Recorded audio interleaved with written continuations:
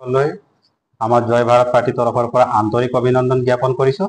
আৰু লগতে আগন্তুক যি শাৰদীয় দুৰ্গা মহোৎসৱ আছে, সকলোৱে আচলতে এই দুৰ্গা মহোৎসৱক আমাৰ জয় ভাৰত পাৰ্টি তৰফৰ পৰা আন্তৰিক অভিনন্দন জ্ঞাপন কৰিছোঁ।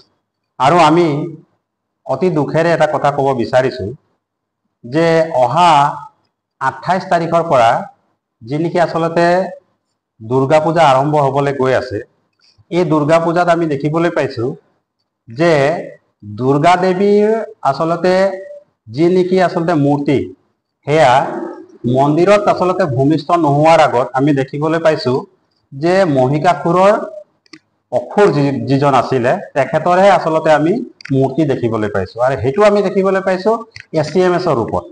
আৰু সেই মহিষাসুৰ হৈছে ACMS। কাৰণ এইটোৰ কাৰণে কথাটো আমি কৈছোঁ যে জানে সকলোৱে দুৰ্গা পূজাৰ আগত বোনাছ হয়, বিশেষকৈ চাহ বাগিচাৰ আমাৰ শ্ৰমিকসকলৰ। গতিকে চাহ বাগিচাৰ শ্ৰমিকসকলে এতিয়া পৰ্যন্ত এই বোনাছ কিন্তু পোৱা নাই।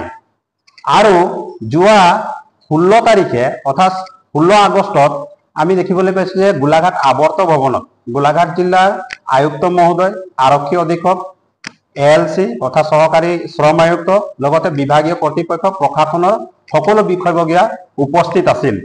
কিন্তু তাত এটা কথা আলোচনা হৈছিল যে 10 ছেপ্টেম্বৰৰ ভিতৰত বোনাছ দি কৰি মেলি পেলাই আদায় কৰিব লাগিব বুলি। কিন্তু আমি দেখিবলৈ পালোঁ যে কালি পৰহি 10 ছেপ্টেম্বৰ হ'বলগীয়া হৈছে, এতিয়ালৈকে কিন্তু বোনাছৰ কোনো নাম গুণে নাই। এইটো আমি দেখিবলৈ পাইছোঁ। অতিকৈ দুখৰ আৰু পৰিতাপৰ বিষয় এইটোৱে যে সেইদিনাখন এটা প্ৰস্তাৱ লোৱা হৈছিলে। সেই প্ৰস্তাৱটোত এইটো কথা আছিলে, যিহেতু তাত অসম চাহ মজদুৰ সংঘও আছিলে, ভাৰতীয় চাহ মজদুৰ সংঘও আছিলে, আৰু মালিক সন্থাৰ যিবিলাকৰ আচলতে ইউনিয়ন আছিলে তেওঁলোকো উপস্থিত আছিলে। আৰু তাত এটা কথা স্পষ্ট হ'ল সেইটো মিটিঙত যে 20% বোনাছ দিব লাগে বুলি। কিন্তু আমি দেখিলোঁ 20% বোনাছ এতিয়া কিন্তু নিদিয়া ষড়যন্ত্ৰ চলিছে। আৰু এই ষড়যন্ত্ৰটো চলাইছে গোলাঘাটৰ ACMSৰ গোলাঘাট ব্ৰাঞ্চৰ যিজন সম্পাদক, সেই সম্পাদকজনে। আৰু সেই সম্পাদকজন হৈছে ঘনশ্যাম বাৰৈ ডাঙৰীয়া। আৰু সেই মহিষাসুৰৰ ৰূপটো ধৰিছে ঘনশ্যাম বাৰৈ ডাঙৰীয়া। কাৰণ ট্ৰেড ইউনিয়ন এটা বুলি ক'লে সদায় শ্ৰমিকৰ পক্ষত থাকিব লাগে। ট্ৰেড ইউনিয়নে সদায় শ্ৰমিকৰ বিপদৰ সময়ত, সংকটৰ সময়ত আচলতে থিয় দিব লাগে। কিন্তু তেখেতৰ সেইটো স্বভাৱ নাই। তেখেতৰ স্বভাৱটো হৈছে লুটপাট কৰা স্বভাৱ, দালালি কৰা স্বভাৱ, মালিক পক্ষৰ পৰা আচলতে কেনেকৈ কমিশ্যন খাওঁ সেইটো স্বভাৱ।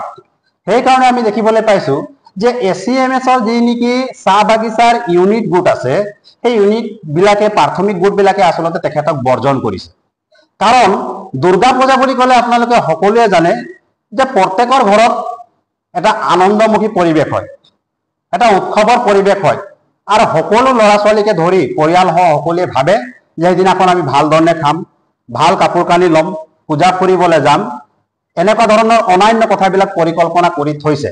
আৰু সকলোৱে এইটো কথা ভাবে যে আমি 20% বোনাছ পাম, মানে কমচে কম আমি 12,000 পৰা 15,000 পইচা পাম বুলি মেলি তেওঁলোকে ভাবে। এতিয়া আমি দেখিবলৈ পাইছোঁ যে ঘনশ্যাম বাৰৈ ডাঙৰীয়া আচলতে এতিয়া বাৰ্গেনিং কৰি ফুৰিছে। তেখেতে এতিয়া নিমিলা অংকটোক মিলাবলৈ গৈ আছে, মালিক পক্ষৰ হৈ মেলি পেলাই থিয় দিছে। তো এতিয়া এই ট্ৰেড ইউনিয়ন যিটো আছে ACMS, মালিক পক্ষৰ হয় নে শ্ৰমিক পক্ষৰ হয়, সেই কথাটো তেখেতে স্পষ্ট কৰক। কাৰণ এতিয়া মালিককে আচলতে বচাবলৈ গৈ আছে। যদিহে 20% বোনাছ দিয়ে তেতিয়া মোটামুটিকে আচলতে আমাৰ চাহ বাগিচাৰ যিসকল শ্ৰমিক আছে আৰু শ্ৰমিকৰ সতি সন্তান আছে তেওঁলোকে আচলতে দুৰ্গা পূজাটো ভাল ধৰণে পালন কৰে। এতিয়া 12% তেওঁ দিবৰ কাৰণে উঠি পৰি লাগিছে। আচলতে তেখেত কোন হয়? তেখেত অভিভাৱক নেকি আমাৰ? তেখেতক যে বৰঙণি দিয়া হয় প্ৰত্যেকবাৰ, বৰঙণিবিলাক যে পায়, সেই বৰঙণি সময়ত কিয় তেখেতে কম নকৰে? তেখেতে বৰঙণিটো কেলে সঘনাই লৈ থাকে? বৰঙণি 100 টকা লাগে, 200 টকা লাগে বুলি কয়, সেইটো লাগে তেখেতে, তেওঁলোকে ৰিচিপ্ট কাটি দিয়ে। কিন্তু এইকেইটা বোনাছত কিয় কমাবলৈ গৈ আছে? বৰঙণিতটো নকমাই তেওঁলোকে, কিন্তু এতিয়া আমি দেখিছোঁ যে বোনাছত কমাবলৈ গৈ আছে। তাৰমানে এই কথাটো স্পষ্ট হৈ গৈছে, 12% যি নেকি আচলতে বোনাছ দিম বুলি মেলি পেলাই কৈছে, খুব বেছি টকা 6,000 বা 5,000 টকা পাব। ইয়াত শ্ৰমিকে কিন্তু নিৰাশ হৈছে, হতাশা হৈছে। আৰু কিছুমান শ্ৰমিকেতো তেখেতক অভিশাপো দিছে। আৰু ময়ো ভাবো এইটো বয়সত যদি এনেধৰণৰ কাম কৰে তেখেত অভিশাপৰ যোগ্য। আৰু সেইকাৰণে মই কৈছোঁ যে দুৰ্গা দেৱী মন্দিৰত ভূমিষ্ঠ নোহোৱাৰ আগতে এই মহিষাসুৰ নামৰ মানে অৰ্থাৎ ই যি নেকি ঘনশ্যাম বাৰৈ ডাঙৰীয়া আছে অসুৰৰ নামত আচলতে এতিয়াই ভূমিষ্ঠ হৈ গৈছে, অতি সোনকালে হৈ গৈছে। ঘনশ্যাম বাৰৈ ডাঙৰীয়া এতিয়া ACMS অসম চাহ মজদুৰ সংঘৰ গোলাঘাট শাখাৰ সম্পাদকৰ দায়িত্বত আছে, আৰু সম্পাদকৰ দায়িত্ব এটা গুৰু দায়িত্ব হয়। ইমানখন চাহ বাগিচা আছে তেখেতৰ নেতৃত্বত, কিন্তু চাহ বাগিচাৰ শ্ৰমিকৰ পক্ষত নগৈ মেলি পেলাই তেখেতে এটা অসুৰৰ পক্ষত গৈছে। অসুৰ, তেখেত অসুৰ বুলি মেলি পেলাই কৈছে, যি নেকি দুৰ্গা দেৱীয়ে বধ কৰিছিলে। এতিয়া ৰাইজে কি ভাবিছে নাজানো আৰু এইটো কথা, কিন্তু এইটো আচলতে পথ তেওঁ অৱলম্বন কৰিছে, যাক নেকি আমি ধিক্কাৰ জনাইছো। বহুত দুখৰ কথা।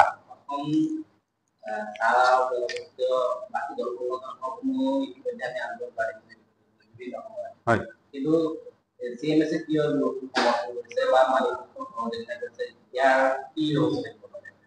চব এটা কথা মই স্পষ্ট কৰি দিছো, ACMS মানে হৈ গ'ল দালালি। স্পষ্ট কথা মই কৈছো, আপোনালোকক সৎ সাহস কৰি মেলি পেলাই আপোনালোকে বজাই দিয়ক নেকি।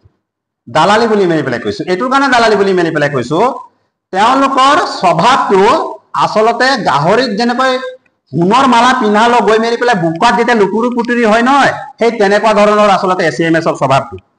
ACMS এতিয়া আপুনি কেনেকুৱা ক'ব, ACMSৰ যিজন সম্পাদক আছে, কেন্দ্ৰীয় সম্পাদক অৰ্থাৎ আমাৰ শ্ৰম মন্ত্ৰী ৰূপেশ গোৱালা ডাঙৰীয়া, তেখেত দেখোন বিজেপিৰ শ্ৰম মন্ত্ৰী হৈ আছে।